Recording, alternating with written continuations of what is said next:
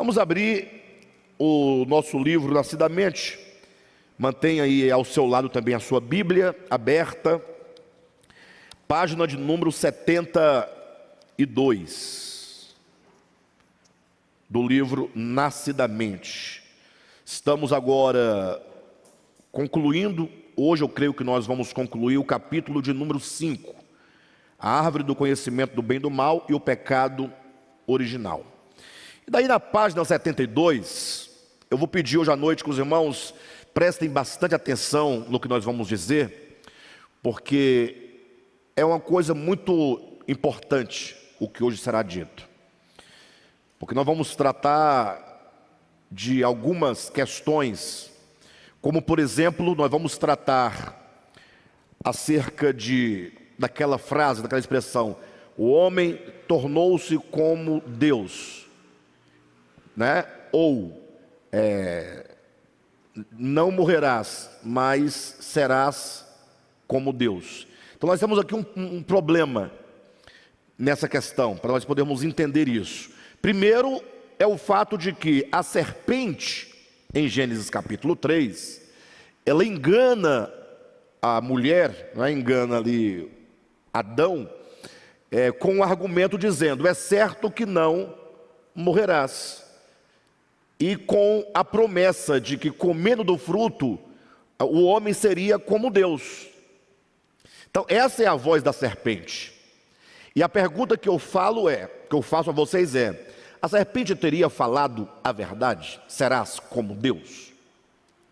Eu pergunto isso porque depois que o homem come do fruto, presta atenção no argumento, e que Deus então trata com a mulher, com o homem, com a serpente, e trata com a terra, lá em Gênesis capítulo 3, vocês podem abrir por gentileza, para a gente fazer esse contraste.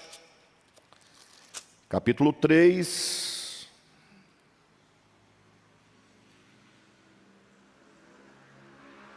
Vamos fazer o seguinte, vamos ler o capítulo 3, versículo 5. Vamos ler o versículo 5 e também o versículo 22. Por que eu estou trazendo os irmãos para esses dois textos? Vamos prestar bastante atenção, pais meus queridos, sejam bem-vindos. Por que trazer a esses dois textos? Porque no 3:5 é a serpente falando, e no versículo 22 é Deus falando.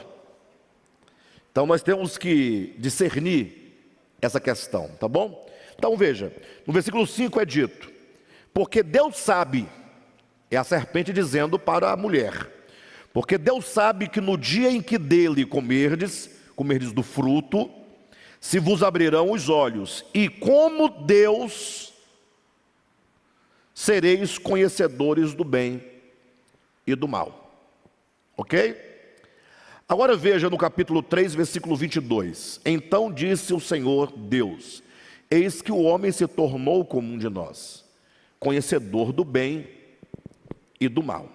Então esse é um primeiro problema que nós hoje queremos tratar. É um dos problemas que é a serpente dizendo, Deus sabe que no dia em que vocês comerem do fruto, se vos abrirão os olhos e como Deus, sereis conhecedores do bem e do mal. Então o homem come e depois Deus parece, ratificar o que diz a serpente, dizendo, o homem se tornou como um de nós, conhecedor do bem e do mal. Então essa é uma questão que nós queremos trazer para vocês, para esclarecer este ponto, não é? Então vamos, a partir do nosso livro, nós vamos lendo aqui e vamos decifrando essas questões. Página 72, último parágrafo dessa página. Vou pegar o penúltimo parágrafo quando diz, e diante desse monólogo, ok? Então diz, e diante desse monólogo interior do homem, somente a sua consciência testemunhava o drama da tentação. Esse parágrafo aqui nos situa no processo de queda do homem. Por que nós falamos o processo de queda? E aqui vale muito a pena nós pensarmos sobre isso. Porque quando nós lemos a Bíblia, Gênesis capítulo 3, você vai ler ali do versículo 1 até o versículo 7, ou versículo 6. Então, na sua leitura, você lê ali em 1 minuto, não é? Se a sua leitura for muito lenta, você lê em 2 minutos. 6 versículos, né? Muito rapidamente se lê. Então, a impressão que dá é que a queda, ela aconteceu dentro de um átomo de tempo, num lapso de tempo, numa fração de minuto. E é assim que a maioria das pessoas pensam a queda. Quando se fala de queda, eles pensam, não, está aqui, está um fruto, tem uma árvore, um fruto. Se comer, caiu. Se não comer, não caiu. Aí você lê os 6 versículos de Gênesis capítulo 3, e a ideia, a que você imagina é que o homem comeu, logo ele caiu, e portanto a queda teria acontecido em 5 minutos de diálogo ali entre a mulher e a serpente. Mas nós assim não acreditamos, até porque a Bíblia não diz que foi em 5 minutos, nem em 3, nem em 10, nem em um dia, nem em uma semana, nem em um ano. Essa informação não tem na Escritura. Mas nós entendemos que a própria Escritura, quando fala sobre a questão da tentação, fala que a tentação, ela é um processo. Então, para vocês entenderem claramente, ninguém simplesmente sai de casa de manhã, assim, do nada, vai ao trabalho e adultera e volta. O adultério, ele acontece dentro de um processo, né, de tentação. Tanto é que, na maioria das vezes, ocorre que o adultério acontece no desenvolvimento prolongado de uma amizade, uma aproximação, uma amizade, e vai gerando sentimentos, vai gerando-se desejos, e aí as coisas vão acontecendo, e a tentação vai acontecendo, até que um dia a ideia que estava sendo trabalhada chega a uma consumação, e aí é dito na Escritura em Tiago capítulo 1, né? Dá a luz ao pecado, e o pecado, uma vez consumado, gera morte. Então a Bíblia diz que a tentação, ela acontece enquanto um processo. Tiago capítulo 1, versículo 13, é claro que a tentação, ela acontece de acordo com a cobiça que atrai. Uma vez que você é atraído, ela vai se estabelecendo pouco a pouco, ela é concebida, ela vem à luz, ela nasce, e então é dito que o pecado se consuma dentro de um processo. Então, imagine vocês que qualquer pecado que nós cometemos, por menor que ele seja, ele acontece dentro de processos.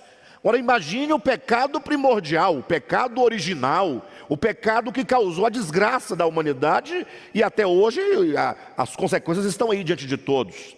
Então nós não podemos simplesmente ignorar a gravidade desse pecado original, o significado desse pecado original. Então nós entendemos que a queda é um processo. E para que isso fique mais claro para cada um de nós, lembre-se sempre da parábola do filho pródigo. Porque embora seja ali uma parábola, mas os ensinamentos são muito preciosos, são muito profundos. O modo como Jesus cria aquela história para simbolizar, para representar a queda do homem, é falando de uma criança, de um filho que saiu de casa. E imagina vocês, a criança está de boa, está tudo certo, no dia seguinte ela acorda, acho que vou fugir de casa, vou sair de casa e sai.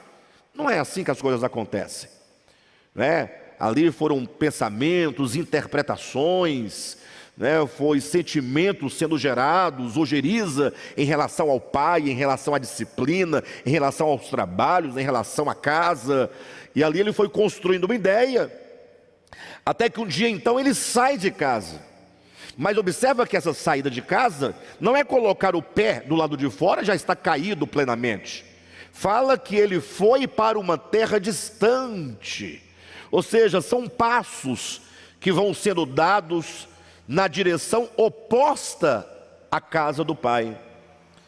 Então, quantos são os passos na direção da terra distante? Tantos são os passos também para retornar à casa do pai. Ou seja, a distância que nos separa de Deus é a mesma distância a ser superada para nos aproximar dele.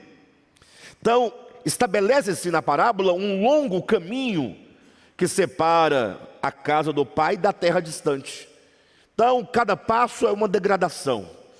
Vamos se degradando pouco a pouco, até quando ele chega no fundo do poço. E olha que quando chega no fundo do poço, a coisa é muito triste. Não é fácil retornar.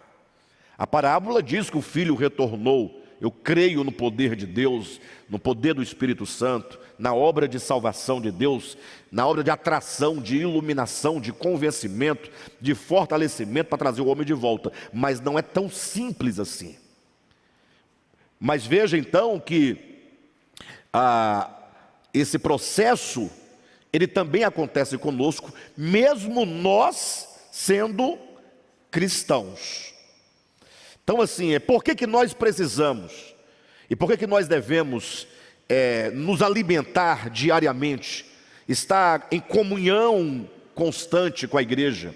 Porque a igreja local, a comunhão, está com os irmãos, semanalmente, ouvindo a palavra, tendo comunhão, cuidando e sendo cuidado. Por que é importante?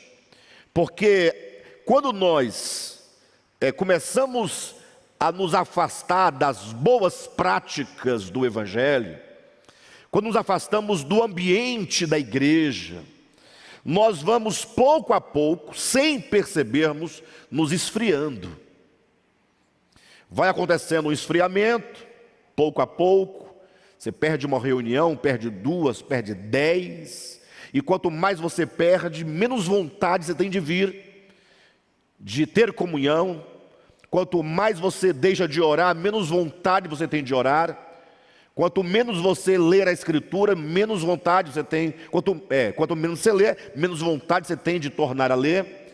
E aí nós vamos nos afastando. Esse afastamento, eu quero frisar isso, não é um afastamento físico. Sabemos que o reino de Deus não é uma questão física. E o reino das trevas também não é uma questão física, nem espacial. Então o esfriamento se dá no coração, se dá na consciência. Então quantas pessoas, e eu já inclusive ouvi pessoas, irmãos, falando: olha pastor, vou te falar uma coisa, viu? Eu não tenho força de retornar à atividade da vida cristã coletiva, não é? E assim então, esse esfriamento se dá no coração, o distanciamento se dá no coração, e esse distanciamento é um processo. E o pior, não é somente um esfriamento e uma dificuldade de retornar à comunhão. Porque o que é a casa do pai? Qual foi a primeira coisa que o filho lembrou que tinha na casa do pai? Pão. Na casa do meu pai há pão com fartura. Ele se lembra da mesa. E o que a mesa significa? No contexto bíblico ou no contexto pragmático nosso? Comunhão, relacionamento. A mesa é o lugar mais íntimo de uma casa. E no contexto que estamos colocando, é ainda mais íntimo do que o próprio leito de um casal. Por qual motivo?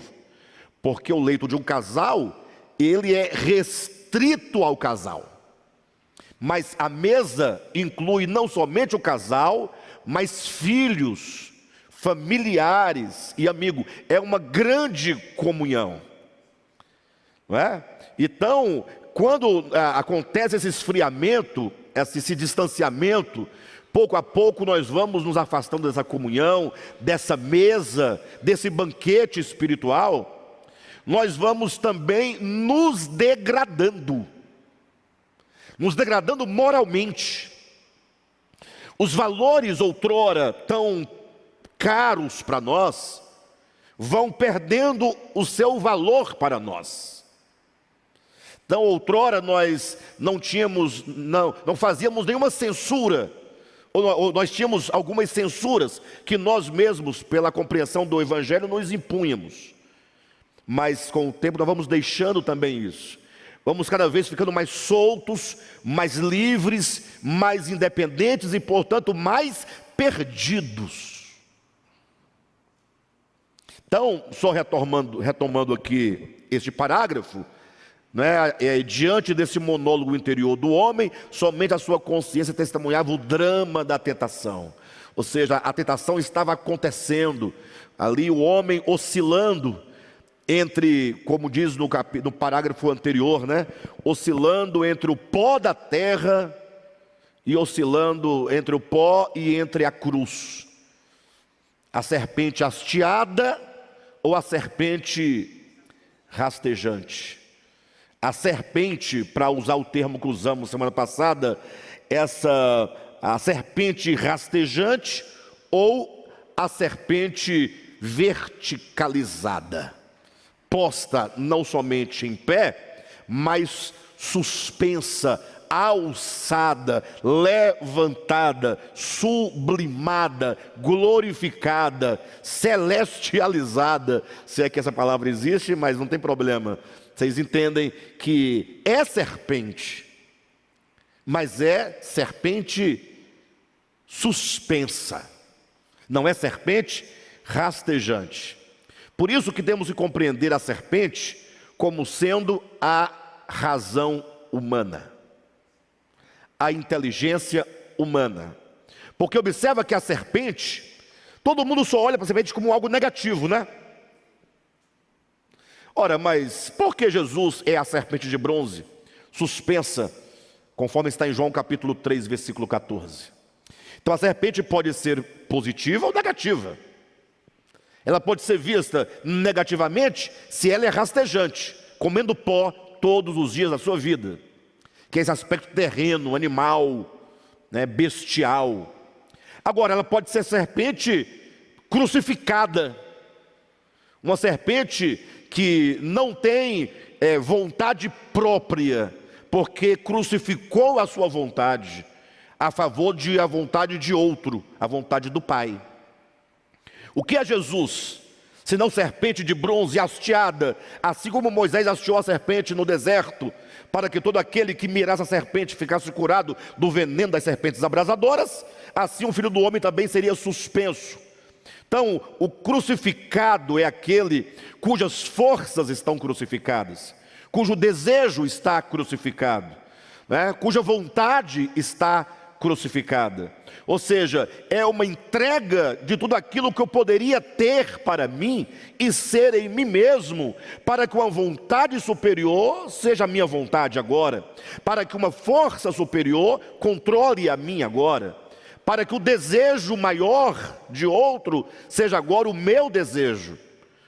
Resumindo, Paulo diz, logo, ele diz, estou crucificado com Cristo. Pronto, está aí, estou crucificado. O que significa isso? Ele diz, logo, já não sou eu quem vivo, ou quem vive, ou que vive. Já não sou eu que vivo ou quem vive, mas Cristo vive em mim. Então o que é o estar crucificado? É que uma outra vida seja a minha vida, e não a minha própria. Outra vontade seja a minha vontade, não a minha própria. Outro desejo seja o meu desejo, não o meu próprio. Outro poder seja o meu poder, não o meu próprio. Agora, descer da cruz é assumir a si mesmo, a sua própria força, seu próprio poder, sua própria razão, a sua própria vontade, seu próprio desejo, sua própria força. Esse é o significado da cruz. Então a serpente, ela pode ser rastejante ou crucificada, logo, ela não pode ser somente Satanás, também pode ser Cristo ou Satanás. Parece estranho, né? A gente fica assim, relutando, né? Puxa, mas eu vou ler com vocês. Eu sei que vocês sabem, mas eu vou ler porque é bom ler. Porque quem assiste às vezes pela internet, depois que não conhece o ministério, não sabe quem nós somos, ouve porque não foi lido, aí fica assim, né? Por falta de sabedoria. Abra sua Bíblia em João Evangelho, capítulo 3, versículo 14 e 15.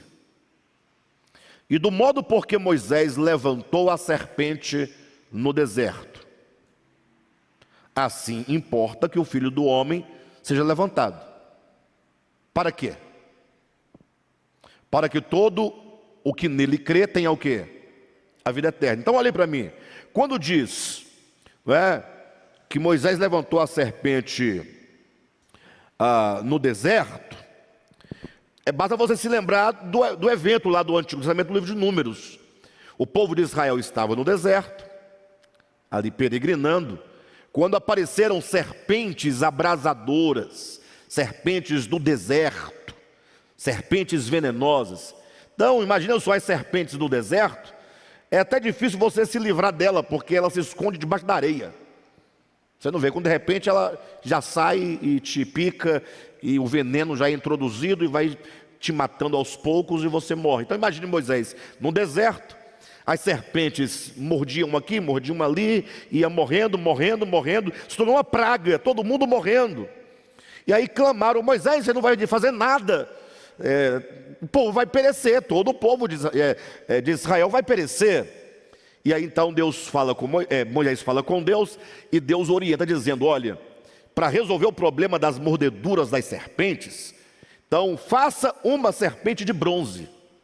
Ou seja, o antídoto contra a serpente é outra serpente. E Moisés faz, portanto, a serpente de bronze.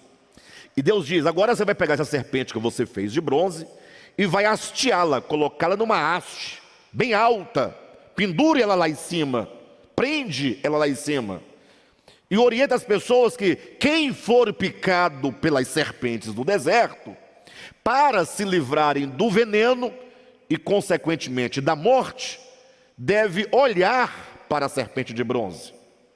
Agora fica imaginando o Dudu lá, picado pela serpente, aí: Moisés, eu vou morrer. Moisés diz: não, basta você olhar para a serpente de bronze. Mas não é só olhar, é mirar, que significa contemplar, fixar os olhos. Isso é um sinônimo de crer, de acreditar, de exercer fé. Aí eu imagino o Dudu dizendo: para de conversa, não faz sentido isso. Você acha que faz sentido olhar para uma serpente de bronze e eu ficar curado de um veneno que está agindo dentro de mim? Aí eu falo: é melhor você olhar. Aí ele não olha, o que acontece? Morre. Mas aí a irmã Maria de Cerqueira também é picada, e ela fala: Alexandre, o que eu faço? Eu falei: olha para a serpente. E ela olha, ela contempla, ela mira. E aí agora algo acontece, porque ela creu no sentido da verdadeira fé, na serpente de bronze hasteada, conforme a ordem de Deus. Ela se vê livre do veneno e agora, consequentemente, livre da morte. Esse é o evento que está lá no livro de Números, e que agora o próprio Jesus vai dizer: assim como lá no deserto houve as pessoas picadas pelas serpentes, isso significa que a humanidade, ela foi simbolicamente picada pela serpente da inteligência rastejante, caída, terrena. E agora todos vão morrer. O salário do pecado é a morte. Se você se afasta da vida, você vai morrer. Aí Jesus fala: mas existe uma saída. Do mesmo modo que houve ali no deserto, Moisés erguendo uma serpente, o Filho do Homem também será erguido. A relação é clara. O Cristo suspenso na cruz foi representado pela serpente de bronze. Ou seja, para salvar o homem, somente uma consciência crucificada, uma inteligência crucificada, rendida completamente a Deus. Ou seja, o Filho do homem, Jesus Cristo, ele é o Salvador, porque ele cumpriu com toda a vontade de Deus. Então a serpente, ela tem esses dois aspectos. Perfeito? Então o homem estava ali oscilando entre a serpente que rasteja ou a serpente crucificada. Nós também todos os dias estamos entre essas duas serpentes, que é o mesmo que está entre duas árvores. A ideia também é a mesma. É o mesmo que Jesus fala sobre a porta estreita, a porta larga, Não muda a essência nem a verdade, mudam-se as figuras que se usam. É o caminho estreito, é o caminho largo, não é? Então, são várias metáforas que a Escritura vai usar para falar do mesmo fenômeno. Agora, o fato é que não existe neutralidade. Ou nós vamos entrar pelo caminho estreito, ou pelo caminho largo. Não tem, eu tenho o meu caminho, o meu. Não, você não tem o seu caminho. Só existem dois caminhos. Ou você depende de Deus, ou você não depende. Não é? Isso aqui é a teoria do terceiro excluído de Aristóteles. Aqui funciona muito bem. Não funciona no curso de hermenêutica que nós estamos fazendo. Lá é reprovado. Aqui funciona muito bem, porque estamos falando de algo absoluto, que é o próprio Deus. Deus não é relativo. Perfeito, pessoal? Então, imagine vocês isso. Ou você entra pela porta estreita ou pela porta larga. Ou você come da árvore da vida ou da árvore do conhecimento. Ou você vive pela vida de Deus ou pelo conhecimento humano. Ou você é serpente rastejante ou serpente hasteada. Não tem meio termo. E nós temos muito de serpente rastejante ainda. E também temos de serpente hasteada. E aí chegamos no nosso curso de hermenêutica, onde a tensão está criada, né? Mas a experiência humana é de ambas as serpentes. Estamos, portanto, no processo de eliminação de uma a favor de outra. Mas o quão tenso é isso, o quão difícil é isso. Mas cabe a nós compreender que nós precisamos caminhar por meio da fé, na direção de uma experiência de Deus, uma experiência divina, uma experiência do Evangelho. Então, nesse parágrafo nós temos aqui, portanto, esse drama, perfeito? Mas vamos seguindo. Agora, o último parágrafo da página 72 diz assim: a consciência é o lugar de onde a voz de Deus fala ao homem por meio da lei natural gravada no seu coração. Numa leitura mais rápida ou menos comprometida, parece que destoa, né, o assunto, porque está falando do monólogo interior do homem, ali no drama da tentação. Mas veja que diz assim, olha, no parágrafo anterior: e diante desse monólogo interior do homem. Então existe um monólogo, uma conversa dentro do homem. Por que eu falei monólogo e não diálogo? Porque o diálogo, ele pressupõe duas coisas distintas. E pode parecer que a tentação é externa ao homem. Mas monólogo interior, porque tudo que está sendo dito no âmbito de Gênesis capítulo 3, disse a mulher, disse a serpente, e um fala, o outro retruca e vai, está acontecendo dentro do homem. A tentação não acontece fora do homem. E tem mais, e dificilmente alguém é tentado com um outro na sua frente fazendo-o cair. A tentação acontece aqui dentro. É aqui dentro, na solidão, no seu quarto, na sua cama, ao dormir, ao levantar, dirigindo o seu carro. Quando você está sozinho, a sua mente fica trabalhando. E aí as vozes estão ali dentro, mas não é uma esquizofrenia, não, é só você mesmo, ali naquele monólogo interior, que acontece dentro da consciência humana. Então, o ponto que nós chegamos é: o drama da tentação acontece num lugar, e esse lugar é a consciência humana. As vozes estão falando dentro da consciência humana. Por isso que nós entramos no assunto da consciência, no último parágrafo. A consciência é o lugar de onde a voz de Deus fala ao homem por meio da lei natural gravada no seu coração. Costumamos dizer que a consciência é um profeta divino dentro do homem. Querem ver? Vamos abrir aqui a escritura no livro de Romanos capítulo 2, versículo 15. Entender um pouco essa questão.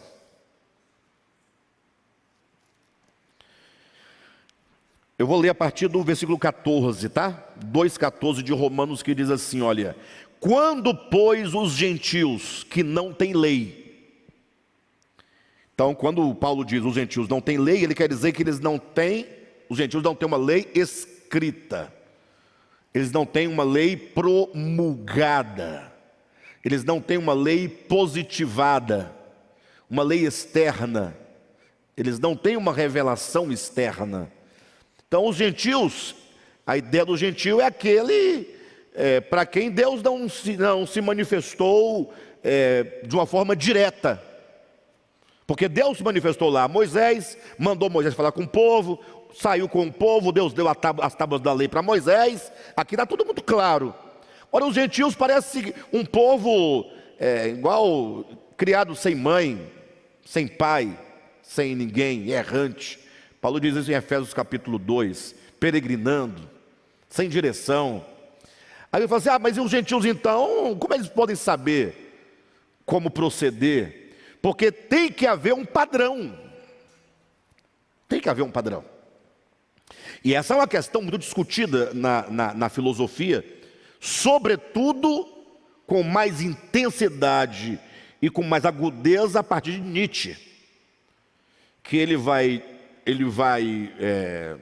acusar os cristãos, ou o cristianismo, de terem criado uma moral para oprimir. A pergunta é, o que é certo, o que é errado? O que é justo e o que é injusto? Vocês querem ver uma coisa? Só para a gente começar a pensar, porque nós vamos entrar no ponto fundamental. Imagine vocês que uma pessoa, uma mulher, uma senhora está em casa assistindo a um jornal, um telejornal. E aí passa lá uma cena de um camarada que assaltou alguém e matou um pai de família para levar R$100. Qual é o sentimento que essa mãe, essa senhora, essa mulher tem ao assistir o telejornal? De piedade pelo bandido? Qual é o sentimento que ela tem, a sensação que ela tem? De justiça, né? Puxa, esse cara tem que ser preso. Como é que mata um pai de família? Então ela tem um senso de justiça, que agora, diante do quadro que ela está contemplando, vem ao seu coração. Passa-se o tempo, como ninguém tem domínio sobre a vida é um jogo, somos jogados de um lado para o outro.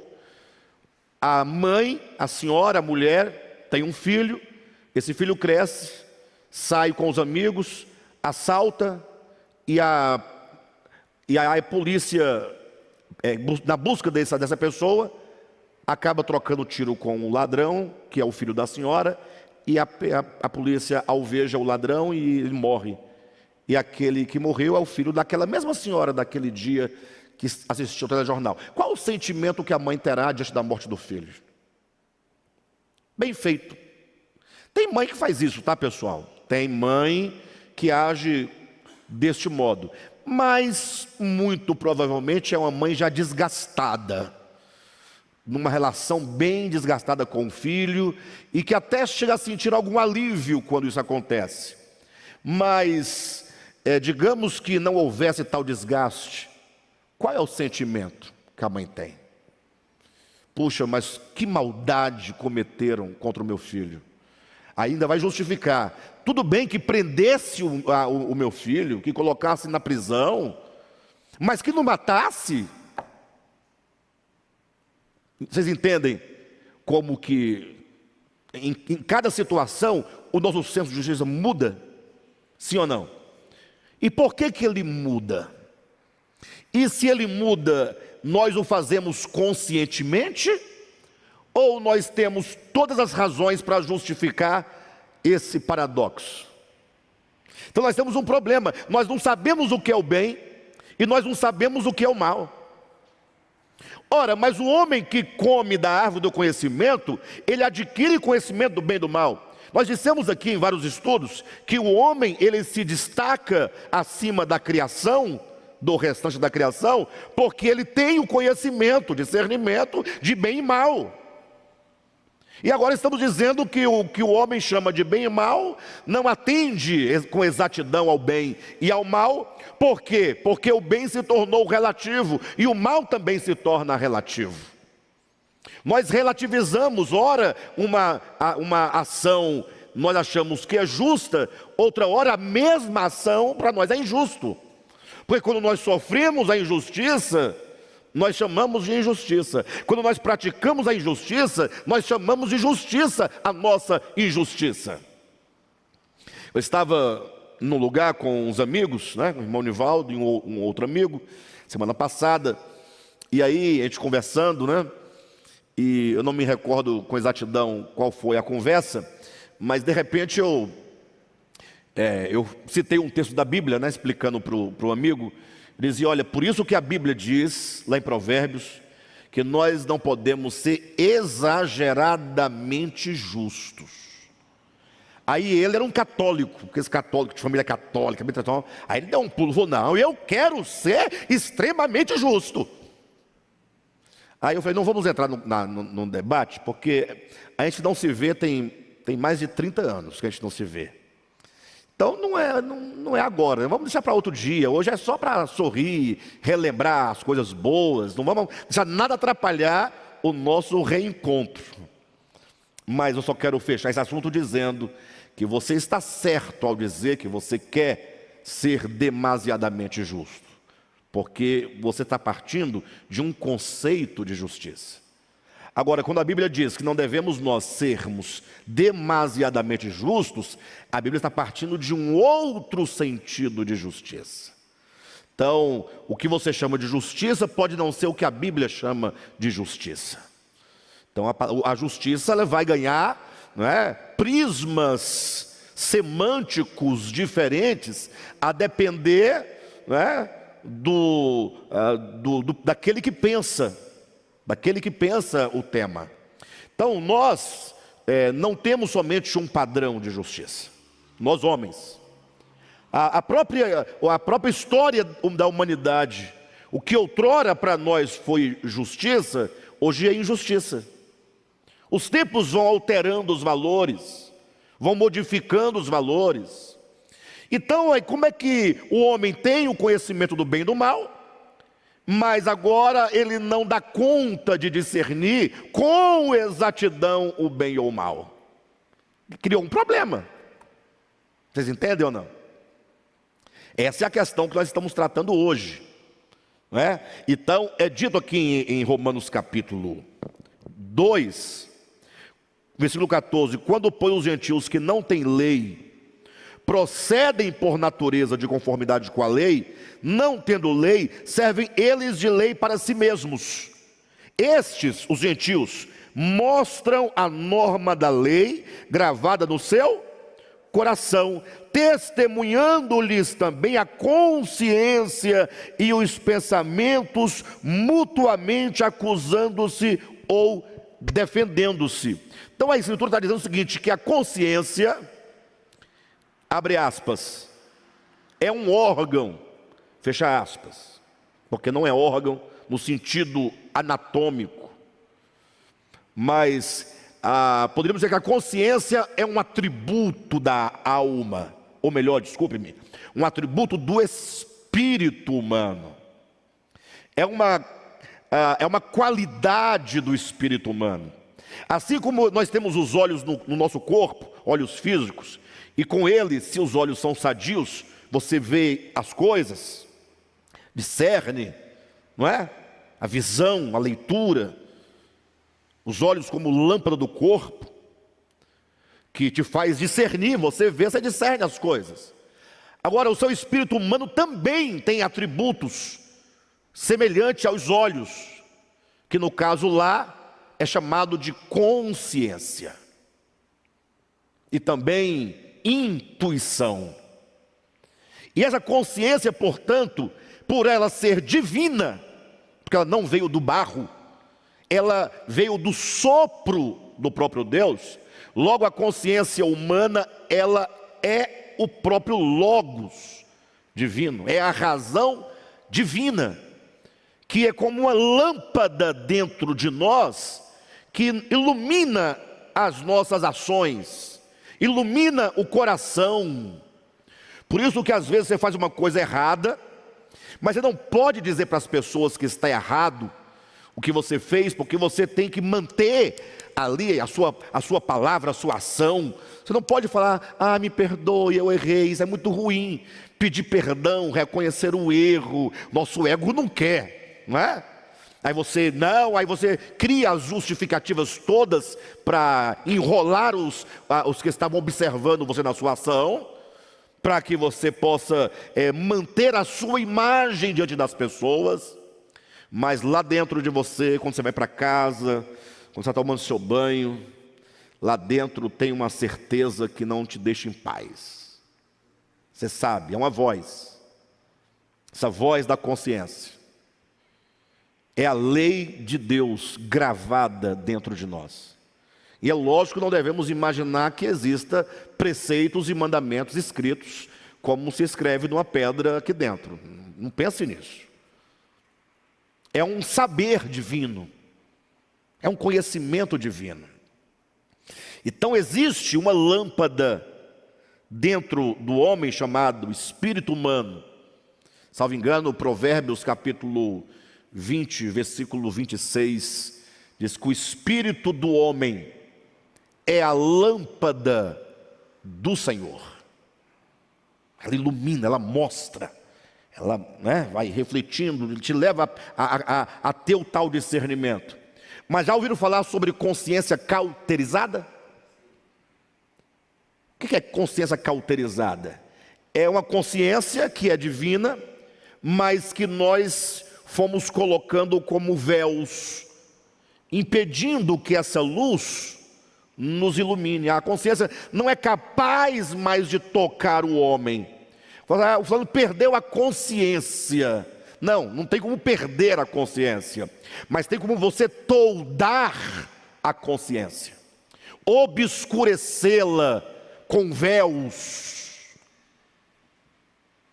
E aí ela está lá, mas ela não te toca mais. Então, quando Deus criou o homem, preste atenção, a ideia de Deus era a seguinte: o homem, pelas suas faculdades intelectivas, racionais, comparando o homem ao animal, o homem tem razão, essa razão humana, porque o homem tem a capacidade do discernimento que o animal não possui. E isso até aqui é natural, Deus criou assim.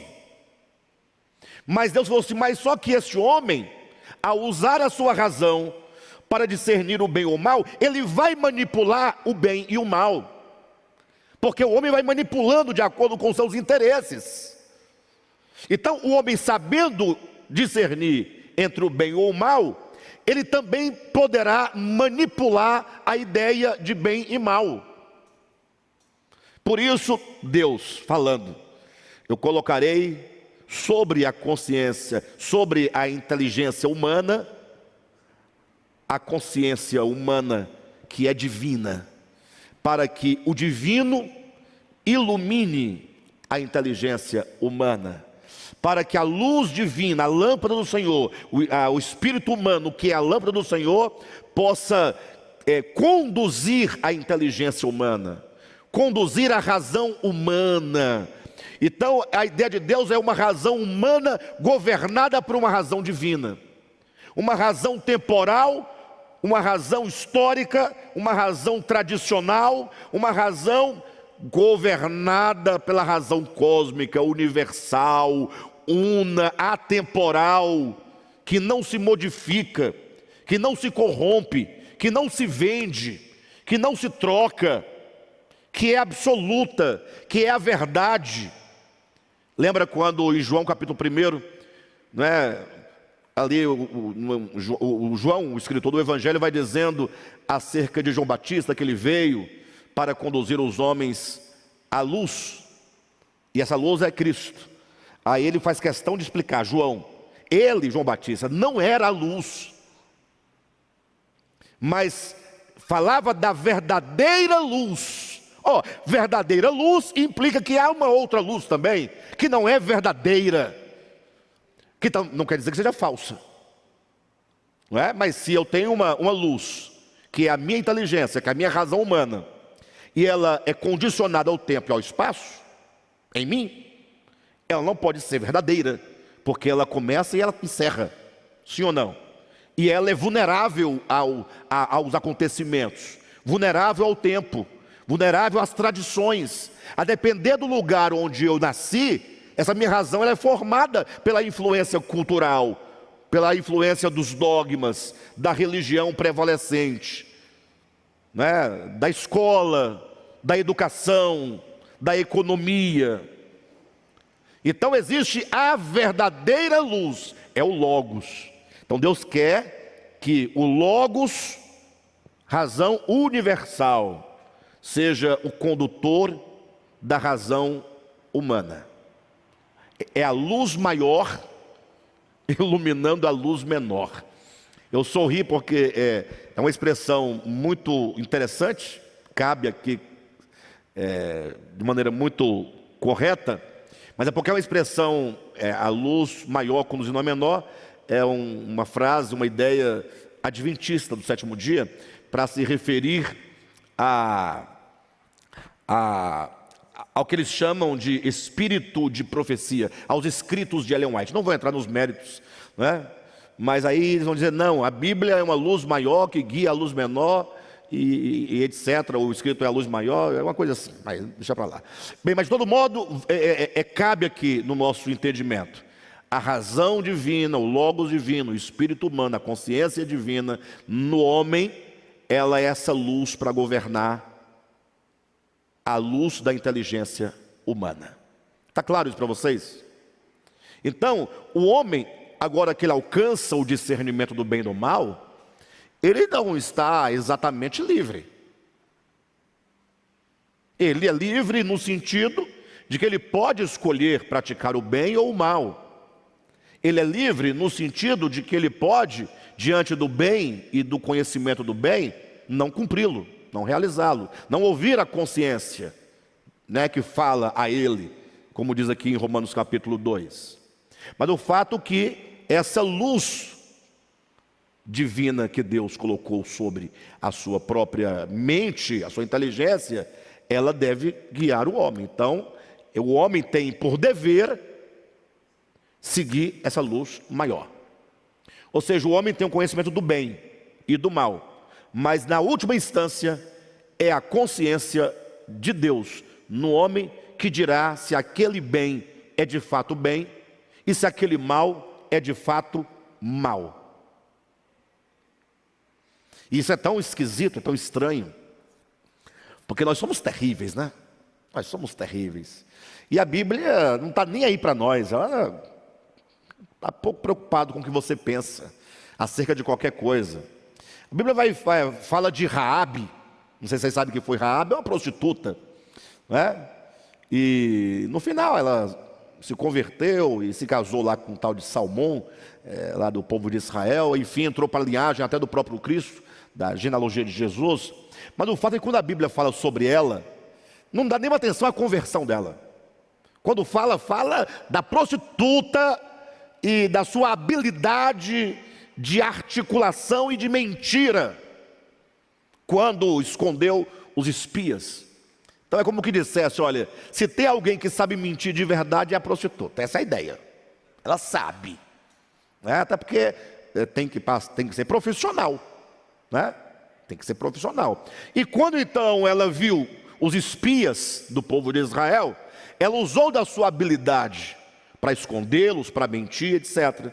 E isso, quando tratado na Escritura, no livro de Tiago, sobretudo, é colocado em termos de que Deus tomou essa ação de Raabe como obras de justificação. Vai explicar. Quem é que aceita isso? Ninguém aceita isso. Bem, a filosofia trata bem disso e entende que se você mentir para livrar a pele de alguém, você não comete de fato uma mentira, mas isso é filosofia, né? Porque em termos evangélicos, eles vão acabar com a sua vida, vão te colocar para fora da igreja, vão te expulsar, você está enrolado, nunca mais vão te perdoar pelo seu erro. Mas Deus não vê como vê o homem. Aí Jesus pega e fala aquela frase tão conhecida e ao mesmo tempo tão estranha, né, para os fariseus e escribas.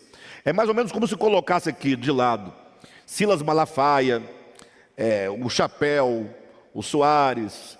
Pode colocar o Alexandre também, não tem problema não. Coloca quem você quiser, desde que se entenda popularmente que são homens de Deus. Bom, se tem alguém que vai para o céu, quem é? É o Silas Malafaia, ué. Se ele não for, quem é que vai? Mas não é a ideia? A ideia, poxa. Se o Macedo não for, quem vai? É o líder da turma, das ovelhas. Se o Alexandre não for, quem vai? Então coloca essa turma toda aqui, ó, que tem a aparência de que está indo para o céu, sei lá para onde. Do lado de cá coloca os travestis, os transexuais, os pais de santo, as prostitutas. Só essa turma que todo mundo sabe que vai para o inferno mesmo, não tem jeito. Não tem saída para eles. Aí Jesus chega aqui no meio, olha para a camba do lado de cá, né? Todo mundo de terno, gravata, Bíblia na mão, cheio de dízimo, oferta, não é? Orando, falando em línguas, revelando. Olha para cá, um tanto de trapo de imundiça, tudo ali. Todo mundo ele sabe que tá tudo errado, que está difícil. Não tem ninguém aqui querendo ser santo. Eles já sabem, se Deus nos der misericórdia, nós estamos tudo errado, estamos perdidos.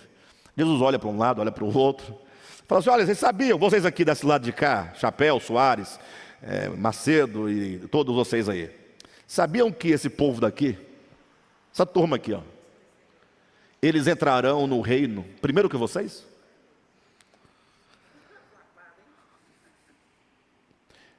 Isso é estranho. Sabe por que a gente não acha estranho, fora dessa nossa exposição aqui? Porque quando a gente lê a Bíblia, a gente não percebe a gravidade, né? Porque inclusive tem Bíblias e versões que dizem as meretrizes. Então as pessoas nem sabem o que é meretriz, a gente pensa que é imperatriz. As imperatrizes entrarão primeiro que vocês. Aí é uma palavra bonita, as meretrizes. Puxa, é uma coisa muito bonita ser meretriz, é uma coisa muito importante. Aí a pessoa passa batido, né? Agora tira a palavra meretriz e coloca outra palavra, que eu não vou dizer aqui, com 4 letras. Opa, parou! Alto lá! Respeita o Soares, respeita o Chapéu, respeita o Rodrigues, vai respeitando. É porque Deus não está nem aí para o que você acha, para o que você pensa, porque nós seres humanos temos o conhecimento do bem e do mal, mas se não iluminado pela luz maior, chamaremos o mal de bem e o bem de mal. Por isso Jesus nos deu uma regra, vale a pena seguir: não julgueis, para que não sejais julgados. Ponto. Gente, se nós aprendermos só isso e procedermos sem julgar, teremos avançado muito, mas muito, muito. E se tem uma coisa que crente sabe fazer, é julgar. Julga, toda hora está julgando. Julga o comportamento, julga a comida, julga a bebida, julga o lugar, julga a roupa, julga a tatuagem, julga tudo. Grita. Bem, mas dito isso, vamos seguir na leitura. Então, o último parágrafo da página 72 diz assim: a consciência é o lugar de onde a voz de Deus fala ao homem por meio da lei natural gravada no seu coração. Atenção, devia o homem primevo, o homem do princípio, devia o homem primevo ser guiado por essa voz interior e divina, que é a consciência humana falando para ele, ele deveria ser guiado pela consciência, essa voz divina, esse profeta interior. Devia o homem primeiro ser guiado por essa voz interior e divina, a qual é Deus mesmo, o Logos eterno, tal qual poderosa luz. O Logos, a consciência divina, que é Deus mesmo, suma sabedoria, a quem exclusivamente cabe o verdadeiro discernimento do bem e do mal. O verdadeiro discernimento vem da verdadeira luz, porque Deus não se corrompe. Só quem sabe o que é o bem, sem relativizá-lo, é Deus. Só quem sabe o que é o mal, sem relativizá-lo, é Deus. Nós julgamos a aparência, nós não vemos o coração.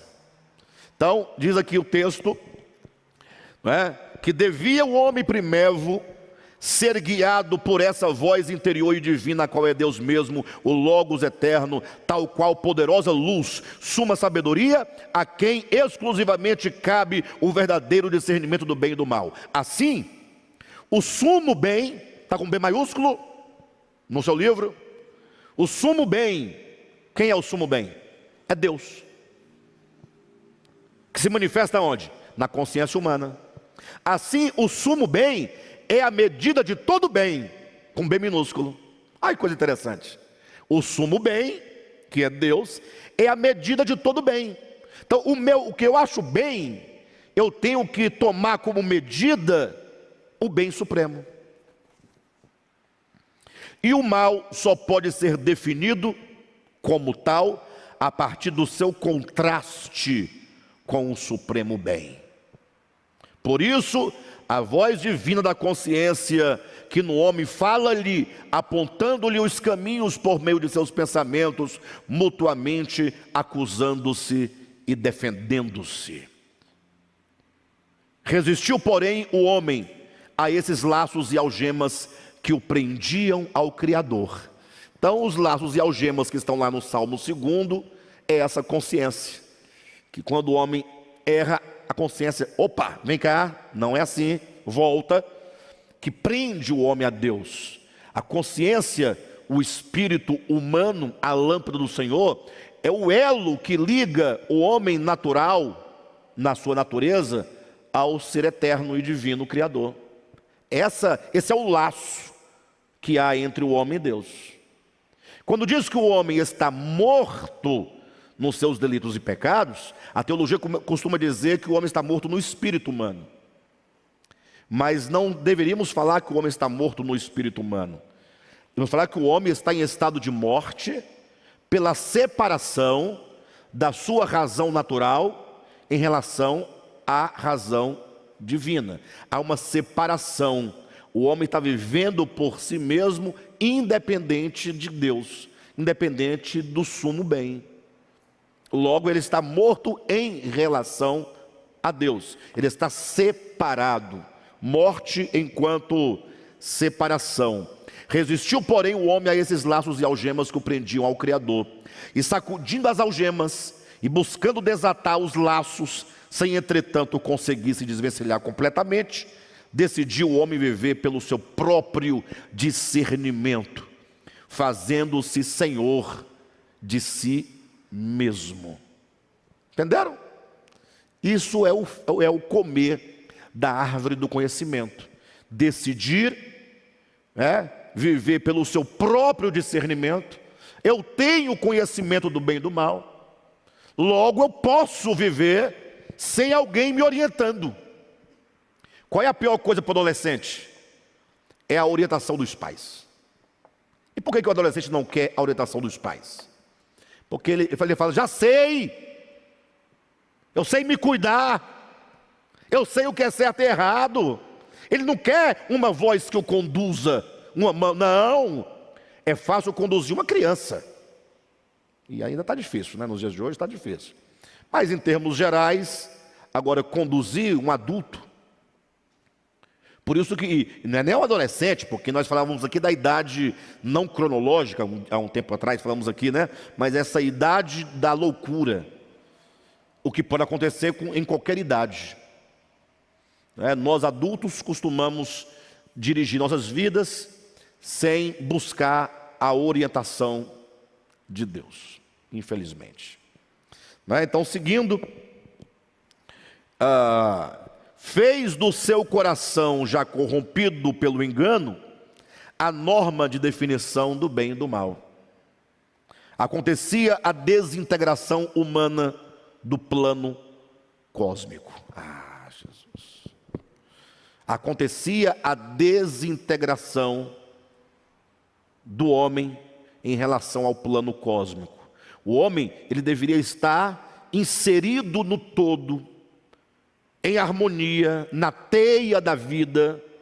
Deveria estar ali o homem, dentro dessa auto-organização do cosmos, onde eu sou parte, em que eu participo, suprindo e sendo suprido, dirigindo, sendo dirigido, tudo coordenado. O homem diz: não quero essa coordenação, essa unidade, esse relacionamento, essa comunhão, essa harmonia. Eu quero viver por mim mesmo. Ele sai, ele se desintegra, sai da integridade do todo para ter uma vida autônoma.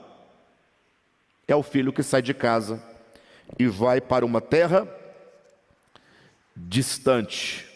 O homem quebrou a sua unidade com Deus, quando orgulhosamente lhe disse: dá-me a parte dos haveres que me cabe, pois vou viver sozinho num país distante, longe de ti e de tua casa. O homem se tornou como Deus, conhecedor do bem e do mal. A saber, olha a explicação. O homem se tornou como Deus, conhecedor do bem e do mal, a saber, aquele que é ou que faz de si mesmo a medida da justiça e da injustiça, da bondade e da maldade, do certo e do errado. Então, volte aqui rapidamente ao ponto inicial. Quando a serpente disse: porque Deus sabe que no dia em que do fruto comerdes, vocês se tornarão conhecedores do bem e do mal, assim como Deus, ela dizia a verdade. Ela dizia esse aspecto natural, de fato, conhecedor do bem e do mal. Perfeito ou não? Agora, o que está oculto nessas palavras da serpente que ela não disse? Porque é nisso que consiste o sofisma. Sofisma é uma meia verdade, e se é meia verdade, a outra metade é uma mentira. Então, logo, lendo a letra em si mesma, a serpente diz: olha, tornar-se-á como Deus, conhecedor do bem e do mal. 3:22 de Gênesis, disse Deus: o homem se tornou como um de nós, conhecedor do bem e do mal. Então ele repetiu o mesmo. Agora, o que a serpente escondeu, que não disse, foi a explicação. Ela quis dizer: você será conhecedor do bem e do mal, de modo que não precisará do bem supremo para conduzir a sua consciência humana. Porque se isso acontecer, morrerá. A morte está na separação do homem em relação a Deus, que é e que encontra-se substancialmente, essencialmente no espírito humano. Perfeito? Então, quando Deus disse: o homem se tornou como um de nós, conhecedor do bem e do mal, Deus não quis dizer que o homem não deveria ter conhecimento do bem e do mal. Ele tornou-se como um de nós, autônomo. Deus tem o conhecimento do bem e do mal?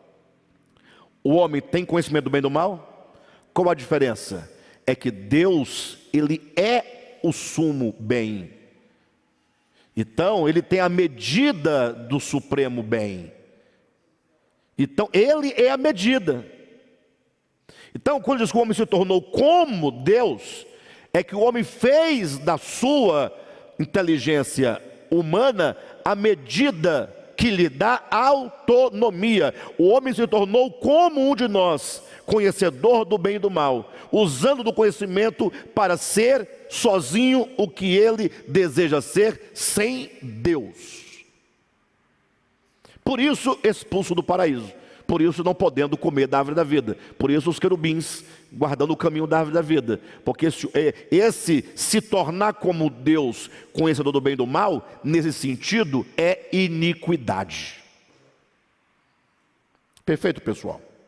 Então, fechando aqui, O último parágrafo da página 73 diz: o homem se tornou como Deus, conhecedor do bem e do mal, a saber, aquele que é ou que faz de si mesmo a medida da justiça e da injustiça, da bondade e da maldade, do certo e do errado. Entretanto, o conhecimento do homem, desassociado da suprema razão, por jazer nas trevas e na ignorância de um coração sem Deus, distorce o direito e toda a verdade. O meu tempo não dá, mas se eu tivesse tempo eu ia fazer uma abordagem aqui, como que se distorce o direito, né?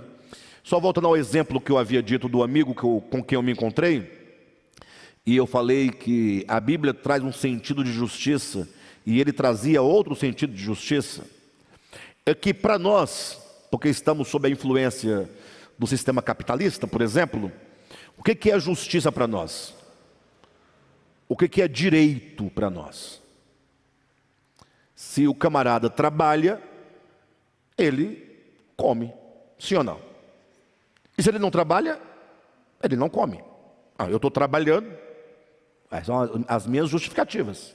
Eu estou ralando, passei anos estudando, e o camarada estava lá comendo churrasco, bebendo pinga, dançando, e eu aqui ralando, e agora eu tenho os meios, ele não tem os meios. Então não é justo que eu reparta com ele alguma coisa que é minha. Não é um pensamento lógico? Sim ou não? Aí a Bíblia vai dizer outra coisa. Ele vai dizer: olha, tudo que você tem nas suas mãos são sementes. E nem toda semente é para ser comida. Tem a semente que você come, mas tem a semente que você planta. Porque se você comer toda a semente, o que você vai comer amanhã? Você não tem que comer a semente, você não come arroz, arroz é semente. Come feijão, feijão da semente. Mas não tem que ter a semente do feijão para plantar, para nascer mais feijão? Se você comer toda a semente, você vai colher o quê? Nada.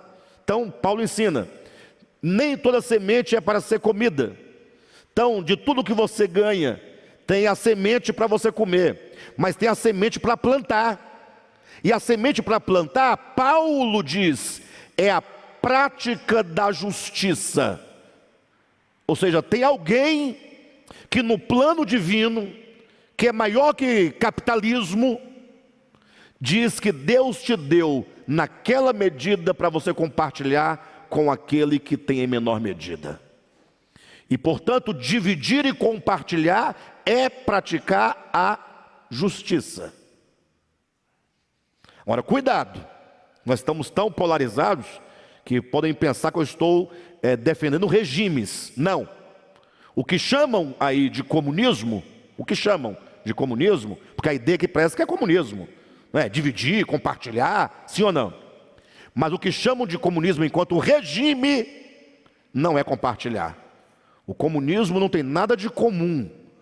O comunismo é um sistema em que os poderosos têm e o povo não tem.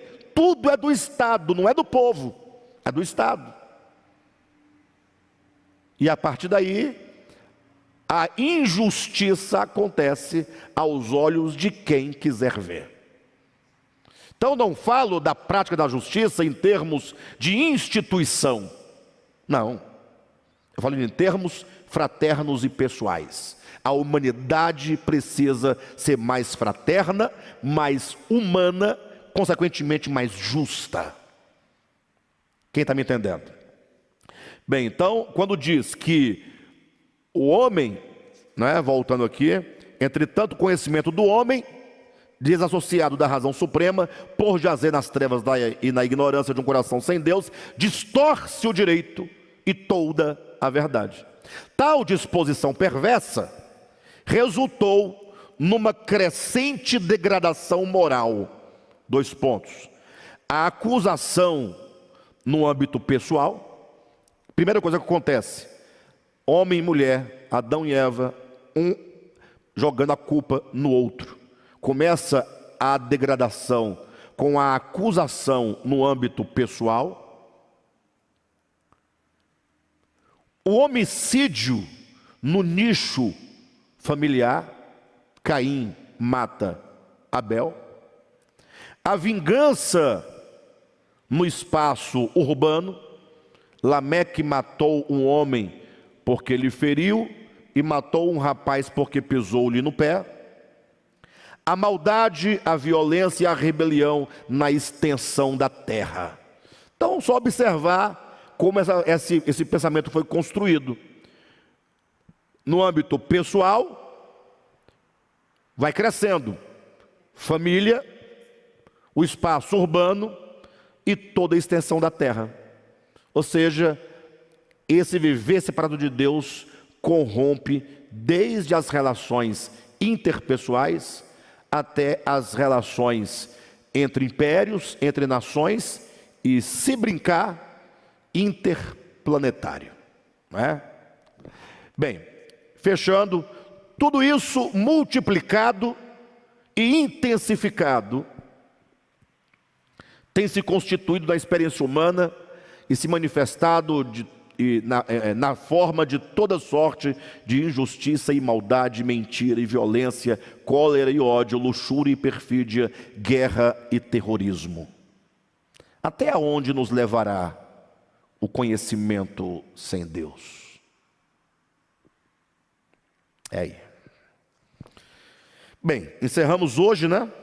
O capítulo de número 5. Próxima semana nós daremos continuidade no capítulo 6, tá bom? Espero que vocês tenham aprendido bastante hoje. E essa é uma mensagem muito dura, não no sentido de recepção, mas de percepção. Vale a pena ouvi-la outra vez, tá bom? Não se esqueçam, próximo domingo, dia 24, a nossa cantata de Natal, cantando Logos, o princípio, o meio e o fim. Venham todos, de preferência presencialmente, tragam seus convidados para a glória de Deus, né? Vamos ficar de pé.